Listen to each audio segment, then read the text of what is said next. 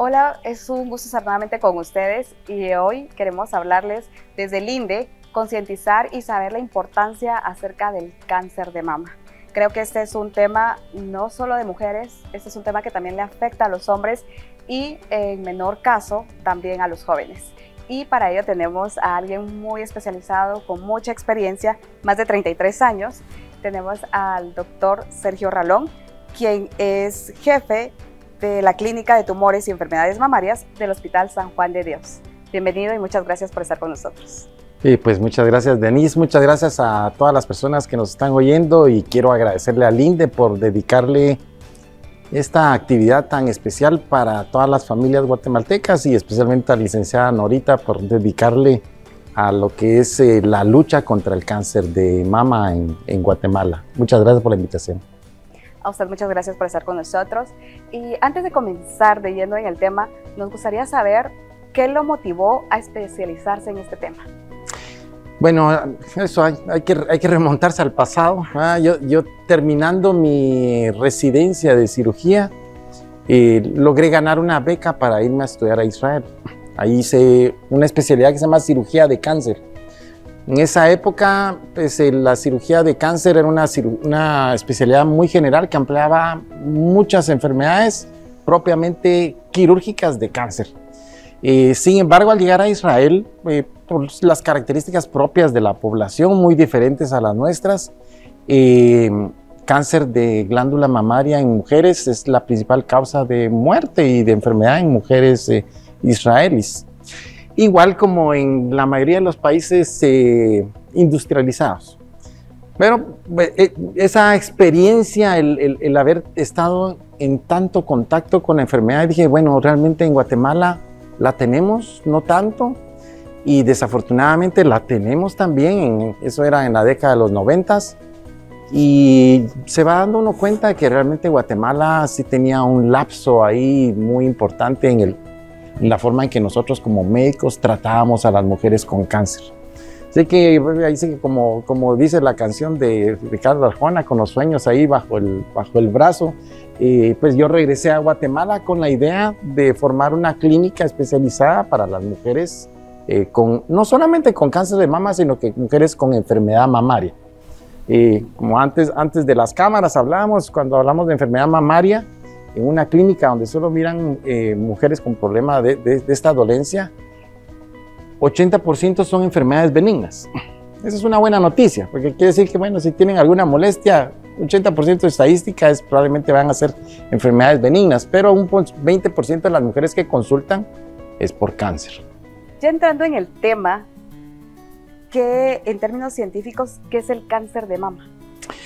Bueno, el cáncer de mama, igual que la mayoría de las células de cáncer en el cuerpo, es una célula que podríamos decir es una célula como que se volvió como una persona loca, ¿verdad? Pierde el control de todas sus funciones y lamentablemente esta célula que pierde sus controles de reproducción, se reproduce más rápido, come más, se alimenta más rápido, engorda más rápido, va contaminando el resto de células normales. Y así es como realmente de una célula que se origina, que realmente todavía no sabemos exactamente cuál es el punto. Conocemos algunos factores, pero no es el punto por qué esa célula degenera. Se va convirtiendo al final en un tejido, que es un tejido canceroso. En glándula mamaria sabemos por lo menos el 85% de todos los casos de cáncer de mama están relacionados con las hormonas femeninas, pero 15% no. En general, eso podríamos decir que es el cáncer en cualquier lado del cuerpo, una célula que sale de control. No sabemos exactamente por qué, conocemos algunos factores, pero va creciendo desordenadamente y va pues, prácticamente invadiendo el cuerpo al formar un tejido anómalo. ¿Cuáles podríamos decir que son las principales causas que ocasionan el cáncer? Bueno, las que conocemos en cáncer de mama son principalmente los hormonalmente relacionados. Entonces, hay dos hormonas que caracterizan a la belleza de la mujer, a la que hace realmente a la mujer como tal, como mujer. Es el estrógeno y progestágeno. Y la mujer, incluso desde antes de su menstruación, ya la niña ya trae un factor hormonal diferente del niño. Se cree que la exposición de las hormonas a lo largo de la vida, desde que es niña, principalmente cuando viene por primera vez la menstruación, pasa toda esa etapa reproductiva, esa exposición del cuerpo a las hormonas se cree que está relacionada estrechamente con el desarrollo de cáncer. Pero hay un 15% que no. Hay un 15% que son cánceres mamarios raros, entre ellos los hereditarios. Por ejemplo, de 100 mujeres que hubiesen acá con cáncer de mama, solo 5 tienen factor hereditario asociado.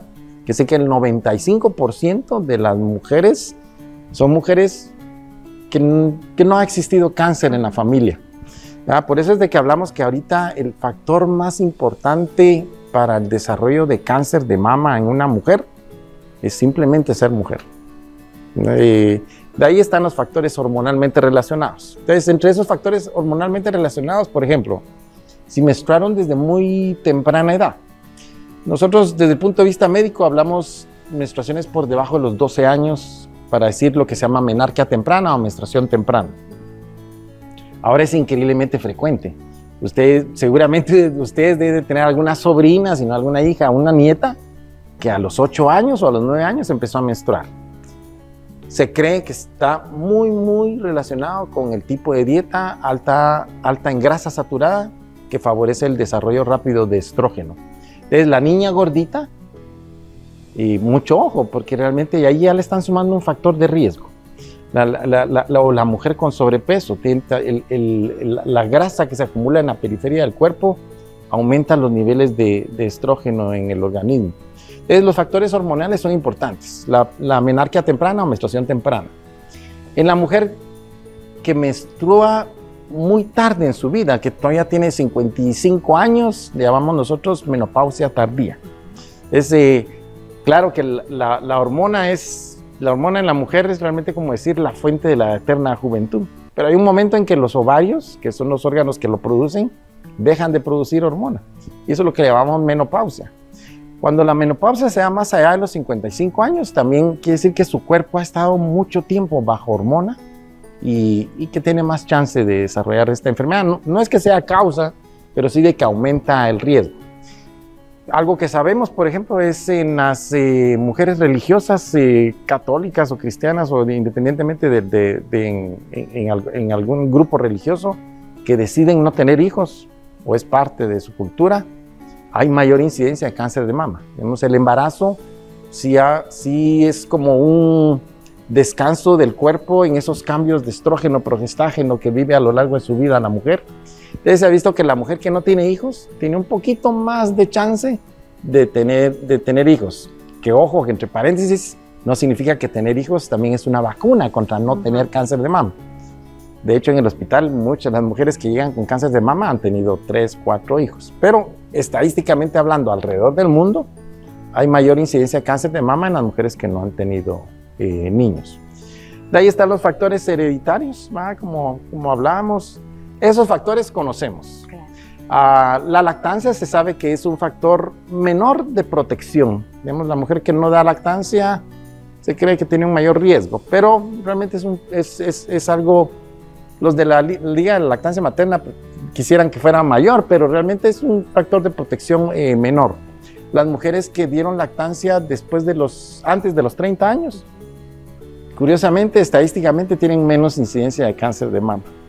Se cree que es un factor de maduración de la célula el que promueve el embarazo antes de los 30, que da una cierta protección.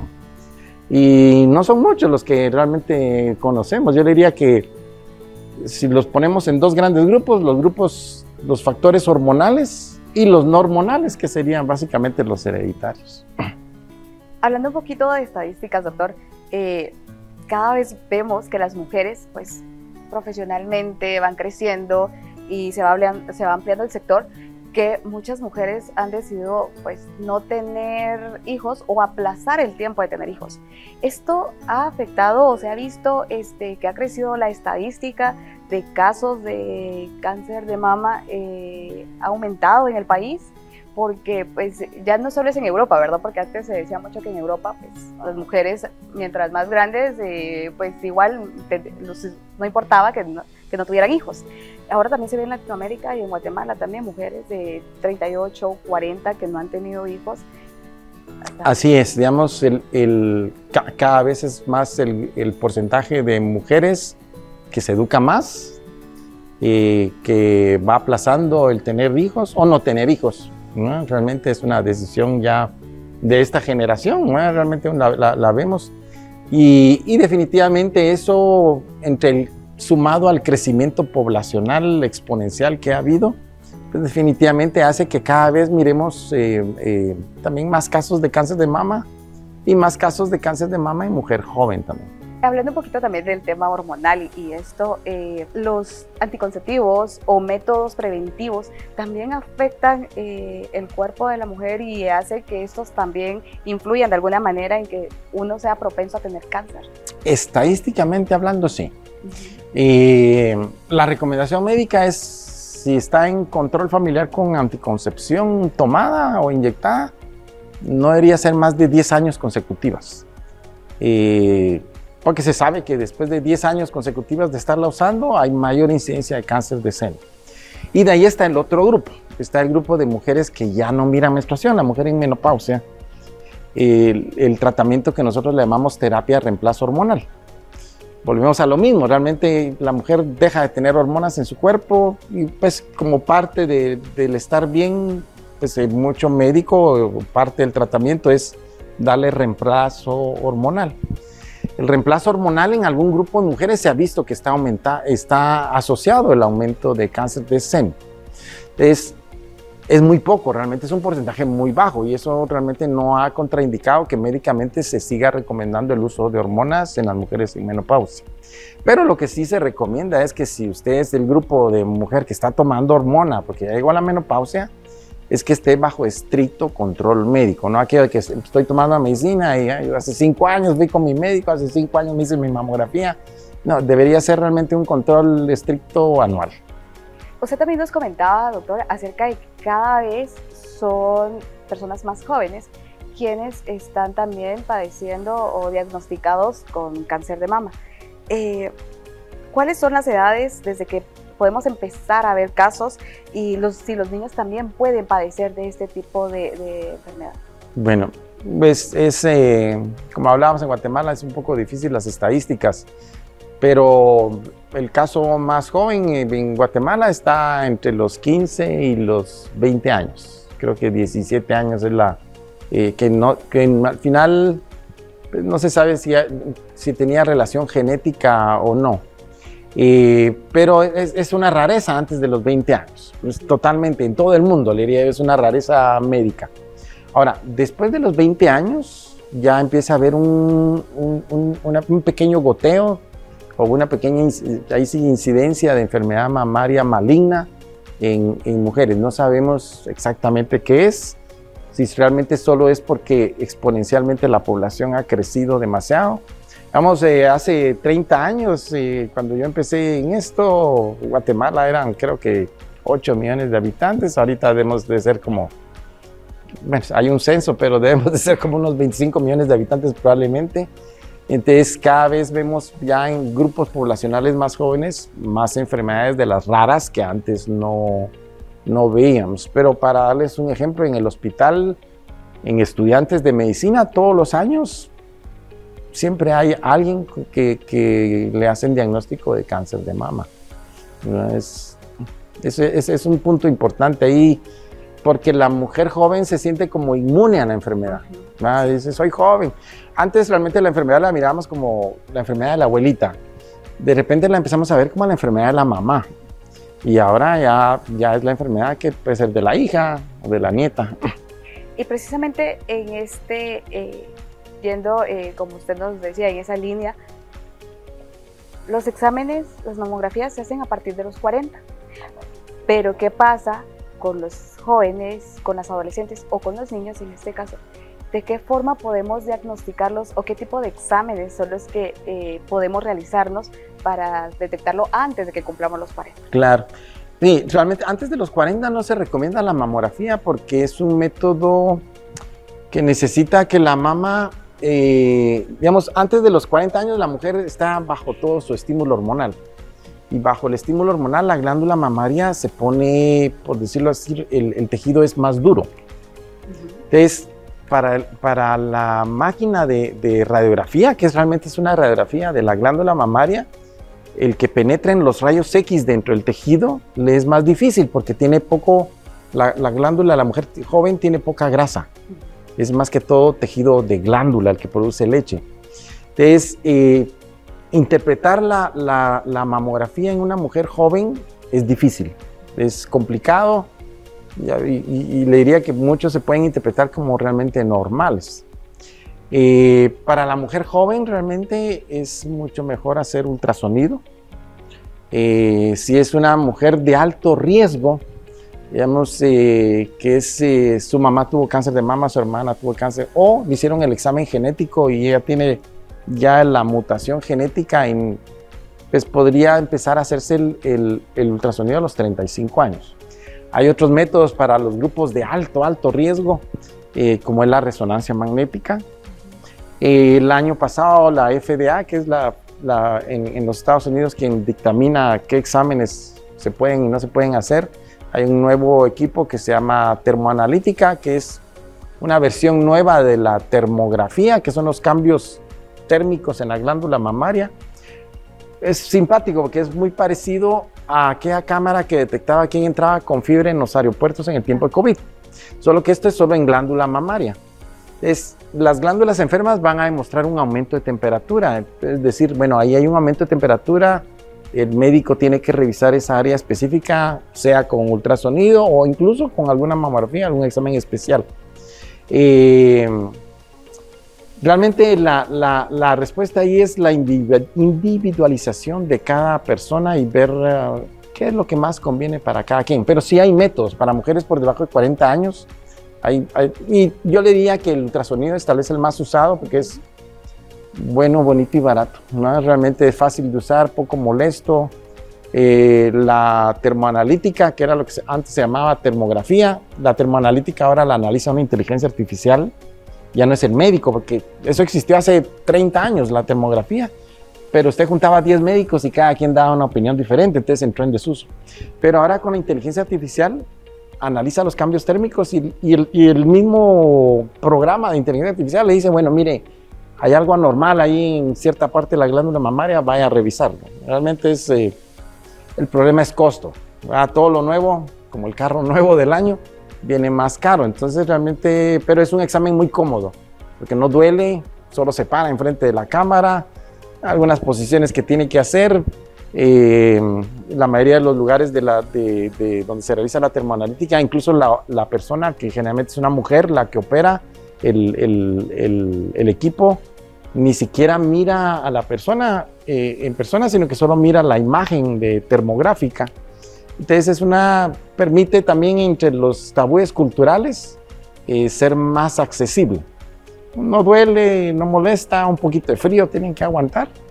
Pero el problema ahorita es costo. Qué interesante cómo es que la tecnología viene a ayudar y a mejorar esos procesos. Como usted dice, lo lamentable es el costo. ¿En Guatemala ya contamos con este tipo de tecnología? Sí, hay dos lugares, hay dos lugares. Nosotros tenemos una, no en el hospital, lamentablemente. De hecho, el ministerio está haciendo el esfuerzo para adquirir y hacer el tamizaje o la detección temprana a través de eso. Excelente, creo que también es bueno saber ese tipo de información. También el autochequeo, doctor. Creo que eso es muy importante, es vital, pero muchas veces nosotras mismas se nos dificulta hacernos el autochequeo. ¿Cómo se realiza? Si os pudiera explicar de la forma en que pueda realizarse de la forma correcta. Y qué es lo que uno debe de... Ese es interesantísimo. Es que uno detecta, ¿verdad? Porque ese es un método increíblemente barato, no le cuesta nada, ¿verdad? Yo siempre les digo, mire, si le pueden hacer touch a sus teléfonos, le pueden hacer touch a sus mamas, ¿no? Ahora, sí es cierto, la mayoría de la gente dice, bueno, mire, yo sí quiero hacerme el autoexamen, pero no sé, mire, cuando me palpo hay un montón de cosas que no sé ni qué es lo que estoy sintiendo. Un punto importante es la parte educativa. Creo que habría que trabajarla probablemente desde que tienen 12 años en el colegio o con el Ministerio de Educación y enseñarles realmente a que tienen que hacerse ese autoexamen. Igual como el Papá Nicolau, hay un montón de otras enfermedades que a esa edad la mente como esponja las aprende mejor. A partir de los 20 años se recomienda que toda mujer debe hacerse su autoexamen mamario. La mujer en etapa reproductiva, 7 días después de que empezó la menstruación, porque la glándula mamaria tiene el mismo estímulo hormonal y así la mujer aprende a reconocer que 7 días después de la menstruación su glándula mamaria está de tal manera. Hay varias técnicas, una es en la ducha, palpárselo con un poquito de jabón, hay técnicas que lo hacen de arriba para abajo, la otra con movimiento circular. Yo les digo, realmente no importa cuál agarren, lo importante es que lo hagan y aprendan a reconocer los cambios en su propio cuerpo. Ahora, todas las glándulas mamarias son diferentes. Incluso le diría yo que incluso para nosotros los médicos a veces nos cuesta diferenciar, pero un tip importante en el cual pueden tenerlo para casa es cualquier tejido normal, es como tocarse la punta de la nariz, ¿no? Es suave, se mueve, no duele y lo pacha uno. Tejido anormal, que no significa que sea cáncer, pero si es un tejido anormal, como tocarse el mentón o como estar sintiendo el nudillo, ¿verdad? O cosas que no deberían de estar pasando, como salida de líquido en un momento que no tiene lactancia. Cualquier salida de líquido en un momento que no hay lactancia es anormal. Cambios en la forma donde realmente, por eso es importante la autovisualización de la glándula mamaria en el espejo, ver que hay una parte de la piel que está rara o que se está hundiendo un pedazo. Todo, esos son lo que debería aprender la mujer en su autoexamen. Para la mujer que ya no mira la menstruación, yo les digo, bueno, mire, escojan el día que empiezan a hacer los pagos de mes a mes y ahí se acostumbran, se dan a la idea de que tienen que hacerse su autoexamen mamario.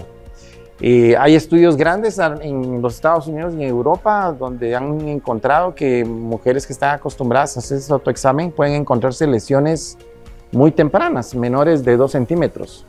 Que realmente nos ayuda mucho porque la detección temprana es prácticamente, está con altas posibilidades de cura de la enfermedad. Entonces, si nos ayudan con un examen que realmente no cuesta nada, más que solo la voluntad de hacerlo, pues ayudan con mucho. Definitivamente el autoexamen es nuestro mejor aliado, y el más económico y el que está al acceso de todos. A la mano de todos.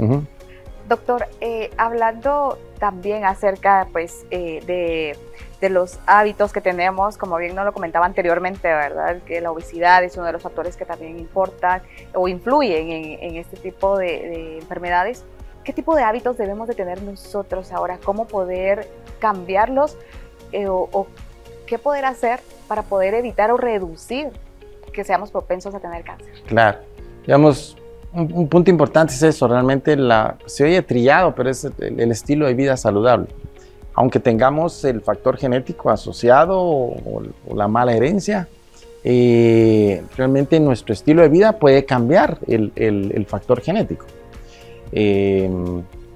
Realmente hacer ejercicio, mantener un buen peso, evitar el consumo exagerado de alcohol, el cigarrillo. El cigarrillo realmente no trae nada bueno. Incluso ahora se ha visto asociado al famoso vaping, ¿no? Los cigarrillos electrónicos. Sí, entonces todos esos estilos de vida no saludables son los que deberíamos de evitar. Entonces el estilo de vida saludable no solamente va a evitar las enfermedades degenerativas como el cáncer de mama, sino que también las enfermedades degenerativas como otros cánceres, como el cáncer de colon, cáncer de páncreas, enfermedades cardiovasculares, accidentes cerebrovasculares, lo que aquí le llamamos derrames, incluso enfermedades raras como las enfermedades autoinmunes, la artritis reumatoidea, lupus eritematoso y toda la familia de enfermedades donde el sistema de defensa empieza a pelear contra el cuerpo, ¿va? Son enfermedades raras. Entonces, están asociadas a estilos de vida no saludables también, ¿no? Hoy desde el INDE hablamos del tema de cáncer de mama, un tema que muchas veces hemos creído que es solo tema de mujeres, pero no es así. Y para ello estamos hablando con el doctor Sergio Ralón, quien tiene más de 33 años de experiencia en enfermedades mamarias. Gracias por estar con nosotros. Gracias, Denise. Para nosotros es un gusto contar con usted y con su amplia experiencia, porque con ello resolvemos muchas dudas que nos aquejan, ¿verdad? Y como bien decíamos, el tema del cáncer de mama no es exclusivo de mujeres. Este es un tema también, un padecimiento que también le da a los hombres, pero ¿cómo poder detectarlo? Okay. ¿Son los mismos síntomas, doctor? ¿Los podemos detectar de la misma forma que nosotros en las mujeres? Pues es un tema muy interesante, principalmente para la población del INDE, que debe tener una gran cantidad de hombres en toda su fuerza laboral, igual que mujeres. Pero el cáncer de mama siempre lo asociamos a que es cáncer de mujer, pero no, realmente da en los dos géneros. Claro, definitivamente da en un porcentaje, una incidencia mucho más baja comparado con la mujer. Desde el punto de vista de estadística, en el mundo se sabe que por 100 casos de cáncer de seno en mujeres, hay un hombre con cáncer de seno. Cosas interesantes, por lo mismo como hombres, los hombres somos necios y somos menos fáciles a buscar ayuda médica. No solo en Guatemala, sino en todos lados. Las características del cáncer de seno o la presentación del cáncer de seno en hombres es igual que el de la mujer. En el 90 y pico % de los casos, la principal motivo por el cual la persona se da cuenta de que hay algo malo, sea hombre o mujer, es porque se sintió un nódulo. Desafortunadamente no duelen, tanto en hombre como en mujer. Si doliera como el dolor de muela, empieza el dolor de muela en la mañana y en la tarde estamos con el médico, ¿no? Pero el cáncer de seno tiene esta característica, en los dos géneros no duele. En el hombre es mucho más fácil detectarle porque realmente hay poco tejido. Entonces para el hombre es mucho más fácil decir, bueno, aquí tengo un nódulo, me siento una cosa rara. Sin embargo, el hombre es el que consulta más tarde que la mujer. Porque hay una cosa de tabú y será que van a decir que tengo ahí, que soy yo raro o algo. Hay una parte cultural muy importante en todo el mundo y el cáncer de seno en hombres generalmente se detecta en lo que nosotros llamamos localmente avanzados, en una etapa intermedia avanzada, contrario a las mujeres que buscan ayuda médica más temprano. Doctor, en este caso, independientemente siendo mujeres o hombres, al ser diagnosticada una persona con cáncer, ¿qué le espera? En Guatemala sobre todo, ¿qué proyecciones podemos tener tanto de vida y cómo afecta su entorno? Bueno, esa es la buena noticia. Realmente el cáncer de seno hoy por hoy es tal vez la enfermedad más estudiada alrededor del mundo. Pero los motores de búsqueda como Google pone cáncer de mama y es lo que más va a encontrar. Hay miles de publicaciones diarias nuevas. Y eso realmente ha permitido también que la inversión en investigación y cómo tratar la enfermedad ha mejorado increíblemente. Pues las expectativas en relación a la enfermedad son bastante buenas. En medicina es lo que más se estudia hoy en día. Uno esperaría que alguien con diagnóstico temprano pues, pueda contarle la historia a sus bisnietos. De hecho, generalmente nos concentramos no por tratar de hacer sentir bien a la paciente, pero decirle, bueno, mire, tiene un cáncer temprano, imagínese que esto se lo va a estar contando 30 años después a su familia, cómo era. De repente, entre 30 años ni siquiera las vamos a estar operando, sino que solo medicamento vamos a estar dando. Que ojalá así sea en algún momento. En etapas medianas y avanzadas, incluso también la expectativa es buena. Claro, mientras más temprano se haga el diagnóstico, menos agresivo es el tratamiento. Por ejemplo, la mayoría de las personas deben tener la idea que cáncer es sinónimo de quimioterapia. Cáncer de mama es sinónimo de quitar la glándula mamaria, porque así fuimos educados en una parte de nuestra historia.